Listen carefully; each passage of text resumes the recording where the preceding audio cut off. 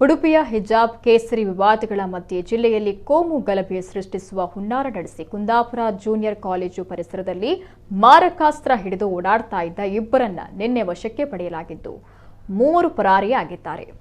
ಗಂಗೊಳ್ಳಿಯ 32 ವರ್ಷ ಪ್ರಾಯದ ಹಾಜಿ ಅಬ್ದುಲ್ ಮಜೀದ್ ಹಾಗೂ 41 ವರ್ಷದ ರಜಬ್ ಬಂಧಿತರಾಗಿದ್ದಾರೆ.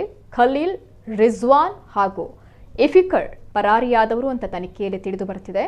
ಆಪಾದಿತ ಹಾಜಿ ಅಬ್ದುಲ್ ಮಜೀದ್ ವಿರುದ್ಧ ಗಂಗೊಳ್ಳಿ ಪೊಲೀಸ್ ಠಾಣೆಯಲ್ಲಿ ಒಂದು ಪ್ರಕರಣ ದಾಖಲಾಗಿದ್ದು ಗಂಗೊಳ್ಳಿ ಪೊಲೀಸ್ ಠಾಣೆಯಲ್ಲಿ ರೌಡಿ ಶೀಟರ್ ಆಗಿದ್ದಾನೆ. ಇನ್ನು ಆಪಾದಿತ ರಜಬ್ ವಿರುದ್ಧ ಗಂಗೊಳ್ಳಿ ಪೊಲೀಸ್ ಠಾಣೆಯಲ್ಲಿ ಒಂದು ಪ್ರಕರಣ ದಾಖಲಾಗಿದ್ದು ಆರೋಪಿಗಳು ಮತೀಯವಾಗಿ ಕೋಮು ಸಂಘರ್ಷ ಉಂಟು ಮಾಡುವ ಪ್ರವೃತ್ತಿಯವರಾಗಿರುವ ಕಾರಣ ಮಾರಕಾಯುಧಗಳೊಂದಿಗೆ ಅಕ್ರಮ ಕೂಟ ಸೇರಿ ಹಠಾತ್ ಪ್ರಚೋದನೆಯಿಂದ ಮಾರಕಾಯುಧಗಳನ್ನು ಬೀಸಿ ಸಾರ್ವಜನಿಕರ ಪ್ರಾಣಕ್ಕೆ ಅಪಾಯ ಉಂಟು ಮಾಡಲು ಪ್ರಯತ್ನ ಮಾಡ್ತಿದ್ರು ಅಂತ ಪೊಲೀಸ್ ಅಧಿಕಾರಿಗಳು ಮಾಹಿತಿಯನ್ನ ನೀಡಿದ್ದಾರೆ.